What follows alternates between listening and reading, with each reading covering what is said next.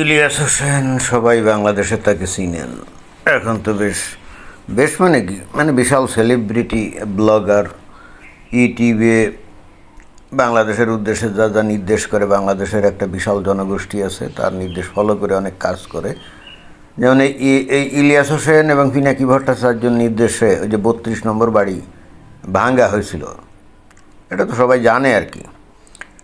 এখন কথা হচ্ছে যে এই ইলিয়াস এবং এই পিনাকি, বিশেষ করে ইলিয়াস, যে নাকি একসময় এই অন্তর্বর্তীকালীন সরকারের বিশাল সাপোর্টার ছিল এবং এই গণ অভ্যুত্থানের একজন বিশাল নায়ক ছিল।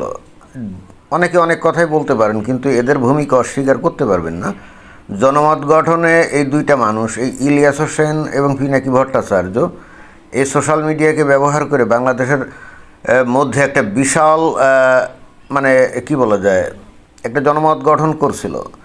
আওয়ামী লীগের ব্যাকডেটেড বুড়া হাবড়া নেতাগুলো এগুলো বোঝে না। তারা মনে করে যে মাঠে ঘাটে মিছিল মিটিং এইগুলা করলেই বোধহয় লোকজন তাদেরকে নেতা হিসেবে মেনে নেয় এবং বিশাল জনমত গঠিত হয়। জি না, এখন টেকনোলজির যুগে পুরো সিনারিও চেঞ্জ হয়ে গেছে, আগে একজনকে সেলিব্রিটি হতে হলে, বুদ্ধিজীবী হতে হলে, বা কেউ একটা বিশেষ কিছু হতে হলে টেলিভিশনের চ্যানেলগুলার দরজায় গিয়ে ধন্না দিতে হতো, বলতে হতো ভাই তোমাদের টক শো, এখানে আমাদেরকে একটু দাওয়াত টাওয়াত করো, আমরা একটু কথা টথা বলি, দেশের লোকজন আমাদেরকে চিনুক। এবং যারা নাকি এই টক শোর আয়োজন করতো তাদেরকে কিন্তু টাকা টুকা দেওয়া লাগতো এবং তারপরে তারা হয়তো সুযোগ টুযোগ দিত এরকম। বাট এখন কিন্তু আপনি সেলিব্রিটি হতে চান, আপনি কোয়ালিফাইড লোক, আপনার অনেক জ্ঞান বিদ্যা বুদ্ধি আছে, আপনি একজন গণ্যমান্য ব্যক্তি, বুদ্ধিজীবী হতে চান, কোনো সমস্যা নেই। আপনি একটা ইউটিউব চ্যানেল খোলেন অথবা একটা ফেসবুকে পেজ খোলেন, তারপরে ফেসবুকে এবং ইউটিউবে আপনি আপনার বক্তব্য প্রচার করা শুরু করেন। হ্যাঁ, একটু ধৈর্য ধরতে হবে।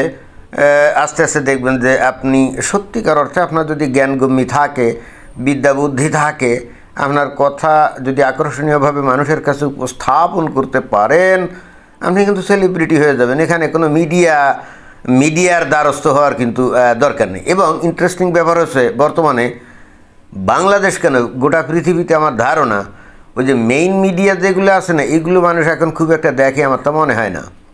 যেমন বাংলাদেশের কথাই ধরি, অনেক টেলিভিশন চ্যানেল আছে না প্রাইভেট, ওইগুলো মানুষ এখন খুব বেশি দেখে আমার মনে হয় না। মানুষ খবর জোগাড় করে ফেসবুক থেকে, ইউটিউব থেকে, এবং বস্তুত এই ইউটিউব আর ফেসবুকেই মানুষ সারাদিন মোবাইল ফোন হাতে নিয়ে, স্মার্টফোন হাতে নিয়ে নাড়াচাড়া করে। এবং যারা নাকি নাড়াচাড়াগুলো করে তারা খুব বেশি ওই টেলিভিশন অন করে সেখানে কী খবর দিচ্ছে এগুলো দেখে বলে মনে হয় না।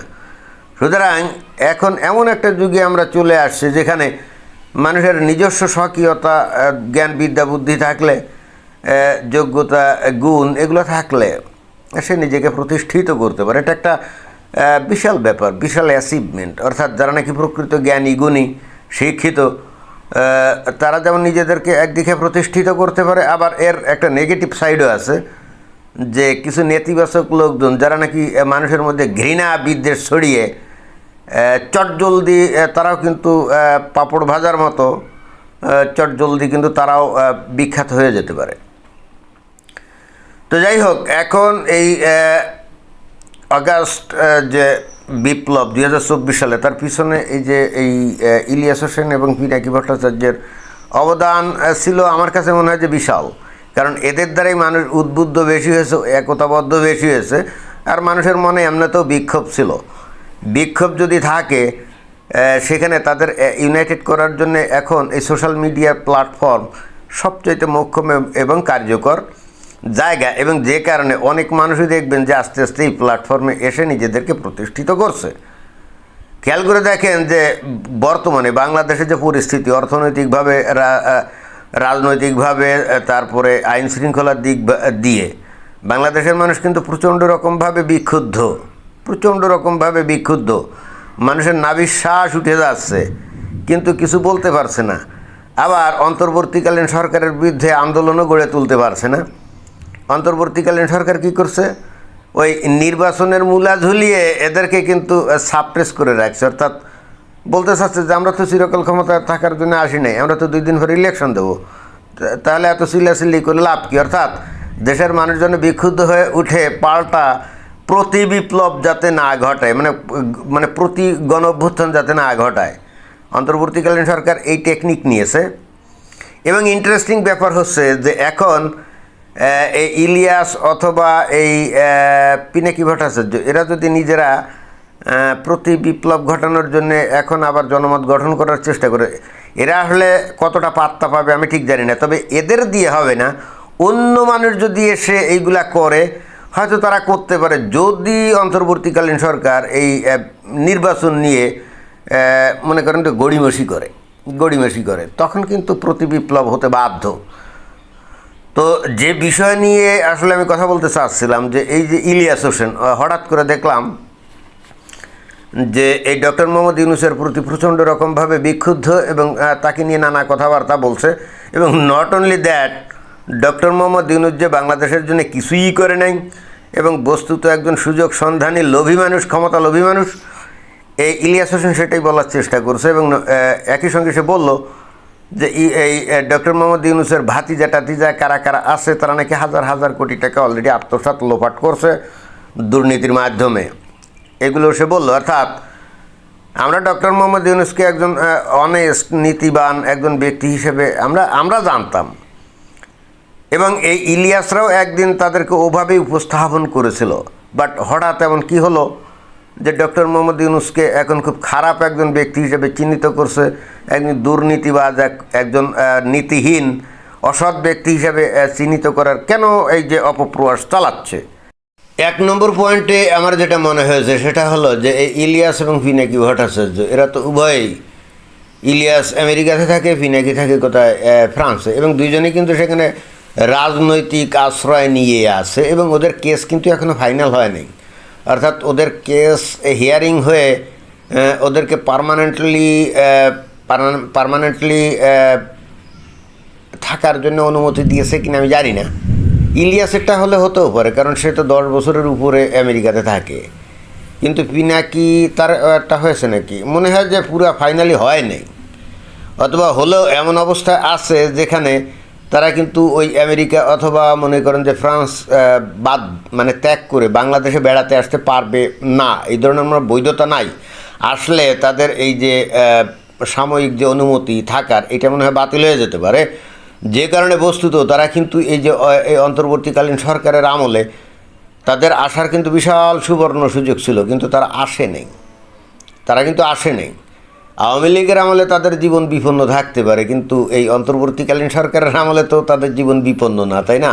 বরং এদের কল্যাণেই তো অন্তর্বর্তীকালীন সরকার, এই এনসিপি দল অথবা বৈষম্য বিরোধী নেতা বা ডক্টর মোহাম্মদ ইউনূস বা বর্তমান যে উপদেষ্টা, এরা তো এদের কল্যাণেই ক্ষমতায়, এটা তো স্বীকার করতেই হবে। তো এমতো অবস্থায় তারা দেশে আসলে বিপদ হবে, এটা তো কোনো যুক্তিতেই মানা যায় না।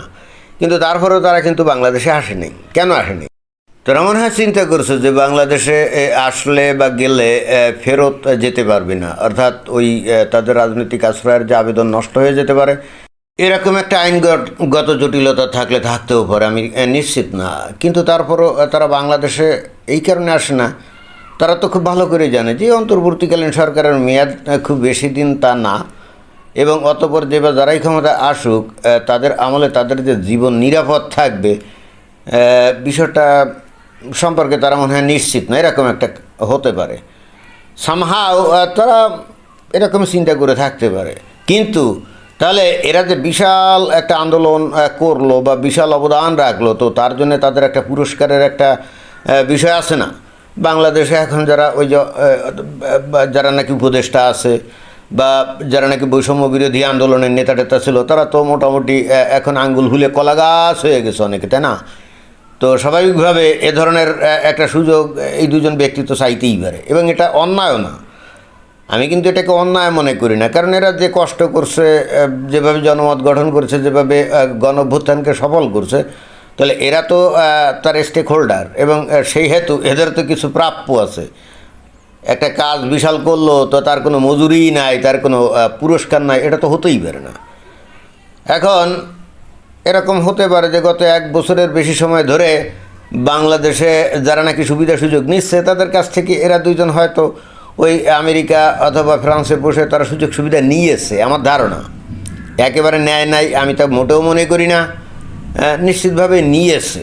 কিন্তু এখন তাহলে হঠাৎ কী এমন হলো যে ডক্টর মোহাম্মদ ইউনূসের বিরুদ্ধে কথা বলছে? আমার ধারণা যেহেতু এই অন্তর্বর্তীকালীন সরকারের মেয়াদ শেষের দিকে চলে আসছে, আর যারা যেভাবে আয় উপার্জন করছে মোটামুটি তারা তাদের আখের গুটিয়েছে, ওই আখের গুটানোর ওই জমা সম্পদ থেকে বা টাকা পয়সা থেকে আর মনে হয় যে এই ইলিয়াস অথবা এই পিনাকিকে তারা আর মনে হয় যে তেমন কিছু দিচ্ছে না, আমার ধারণা। এটা হলো আমার ধারণা। তো তাই যদি হয় তাহলে কী করতে হবে এখন? তাহলে যেহেতু পাওয়া যাচ্ছে না, তাহলে এখন ডক্টর মোহাম্মদ ইউনূসের পিছনে লাগতে হবে না। আমার ধারণা এটা হলো 1 নম্বর কারণ। আর 2 নম্বর যে কারণ সেটা হচ্ছে আগে এই যে জামায়াত ইসলাম, আমরা তো এটা খুব ভালো করে জানি যে এই 2 জন ব্যক্তি, এই ব্লগার, এরা কিন্তু কট্টর জামাতের সাপোর্টার, তাই না? এটা তো আমরা জানি। তো এখন কিছুদিন আগেও জামায়াত ইসলাম গড়িমসি করতেছিল যে নির্বাচন এত তাড়াতাড়ি হলে কি হয়, হবে আরও একটু টাইম লাগবে, বাংলাদেশে এখন পর্যাপ্ত সংস্কার হয় নাই। ডক্টর মোহাম্মদ যে ইস্যু নিয়ে বা যে সুতানাতা দিয়ে তার ক্ষমতা দীর্ঘস্থায়ী করতে চাচ্ছিল, ওই তাল মিলাইছিল কিন্তু জামায়াত ইসলাম। কিন্তু হঠাৎ করে মাঝখান দিয়ে কিছুদিন আগে দেখলাম যে জামায়াত ইসলাম তাদের স্ট্যান্ডিং পজিশন চেঞ্জ করছে। তারা এখন ওই যে ফেব্রুয়ারি মাসের ইলেকশন তারা মেনে নিচ্ছে।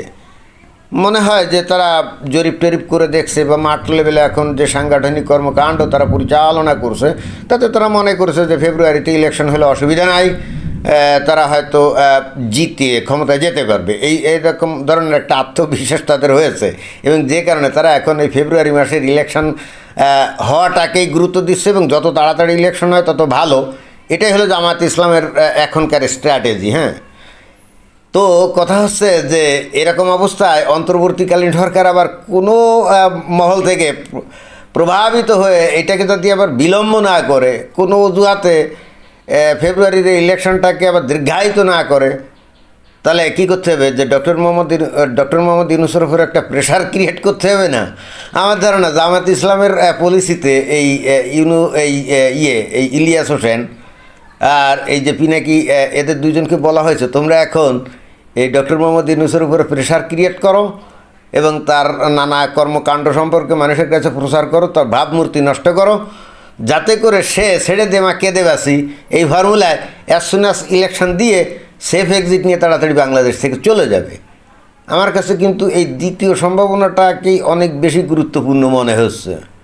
কারণ আমি যতটা জানি ফিনান্সিয়ালি জামাত ইসলাম অনেক শক্তিশালী, তার দেশে এবং বিদেশে তাদের টাকা পয়সার কোনো দিন কখনোই অভাব হয় নাই, এবং যে কারণে বস্তুত এই জামাত ইসলামের নেতারা কর্মীরা তারা কিন্তু অনেস্টি বজায় রাখতে পারছে। এই বাংলাদেশে যত রাজনৈতিক দল আছে, অনেকে হয়তো পছন্দ করবে না আমার কথা এই মুহূর্তে, কিন্তু ইন্ডিভিজুয়ালি অনেস্টির ক্ষেত্রে মানে পার্সোনালি ব্যক্তিগতভাবে যে সততা, এইটা যদি বিবেচনা করা হয় তাহলে জামাত ইসলামের লোকজন কিন্তু personally they are very honest, এটা কিন্তু বলতেই হবে। এবং অনেস্ট হওয়ার একটা অন্যতম কারণ হচ্ছে ওরা অনেক আগ থেকেই প্ল্যান নিয়েছে।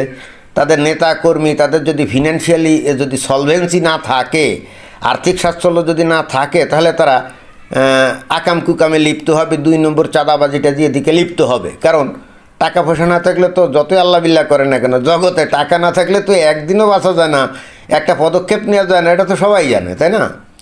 তো জামাত ইসলাম কিন্তু ম্যাটিকুলাসলি ডিজাইনে যেহেতু তাদের দলটা চালায়, অতএব নেতাকর্মীরা যাতে অর্থ কষ্টে বিগড়ে না যায়, বিপদে চলে না যায়, এই জন্যে তারা নানাভাবে সাপোর্ট করে, তাদের চাকরি বাকরি দিয়ে অথবা ভাতা দিয়ে তাদের নেতাকর্মীদেরকে সাপোর্ট করে, যে কারণে most of them are very honest. তো এখন এই ইলিয়াস যেহেতু জামাত ইসলামের একটা অ্যাসেট, বা এই পিনাকি অ্যাসেট, তাই না? অ্যাসেটই তো, এদের কল্যাণেই তো আজকে বাংলাদেশে জামাত ইসলামের এত জয় জয়কার, তাই না? তো এই জামাত ইসলাম থেকে এরা যে মাসিক ভাতা পাইতো না, এটা তো গ্যারান্টি দিয়ে বলা যায় না। অনেকে বলে যে তারা ভাতা পাইতো, এবং আমারও তাই মনে হয়, কারণ খামোখা একটা রাজনৈতিক দলের পক্ষে গিয়ে গীত গাইতে থাকবে, জানবাজি লড়াই করবে, দিনরাত 24 ঘন্টা বিনা পারিশ্রমিকে এরা করবে, আমার তো মনে হয় না। আর বিদেশে থাকে, সেখানে তো এদের টাকা পয়সার পরিমাণ আরও বেশি, কারণ এরা যেভাবে অ্যাক্টিভিটি চালায় বা অ্যাক্টিভিজম করে, তাতে মনে হয় না যে এরা রেগুলার কোনো চাকুরি টাকুরি করে। তো রেগুলার যদি কোনো চাকুরি না করে তাহলে এই আমেরিকা বা প্যারিসে বসবাস করা একটু কঠিন না? অর্থাৎ এরা যদি নিয়মিত ভাতা টাতা না পায় এই জামাত ইসলাম বা কারো তরফ থেকে, তাহলে এদের পক্ষে কিন্তু এরকম ডাইহার্ট এইভাবে কাজ করার কথা না। তো এখন কথা হচ্ছে যে এই জামাত ইসলাম এই ইলিয়াস হোসেন আর পিনাকিকে বলছে যে ইউনূস সাহেবের মতিগতি ভালো না, যে কোনো একটা ওসিলা করে ফেব্রুয়ারিতে ইলেকশন নাও দিতে পারে, অর্থাৎ তাড়াতাড়ি তোমরা তার চরিত্র নিয়ে ঝামেলা তৈরি করো, তার উপরে প্রেশার ক্রিয়েট করো, সে যেন ছেড়ে দেবা কে দেবা যে এই ফর্মুলায় তাড়াতাড়ি ইলেকশন দিয়ে ভেঙে যেতে পারে। আমার কাছে ভাই দ্বিতীয় এটাই মনে হয়। এর ফলে জামাত ইসলাম থেকে নিয়মিত যে মাসোহারা যেটা পাওয়া যায় সেটাও আরও নিশ্চিত হয়, তাই না? অর্থাৎ কাজ বাড়লো, মজুরি বাড়লো, কন্ট্রাক্টের মেয়াদ বাড়লো, আর এর ফলে বাংলাদেশের কি হলো না হলো এগুলো নিয়ে তো এদের চিন্তা ভাবনা নাই। ওরা ইহজিন্দেগিতে বাংলাদেশে আর কোনো দিন আসবে না, অর্থাৎ বাংলাদেশ গোল্লায় গেল নাকি জাহান্নামে গেল তাতে তাদের কিছুই যায় আসে না। তো আমার কাছে এটাই মনে হয়। ধন্যবাদ।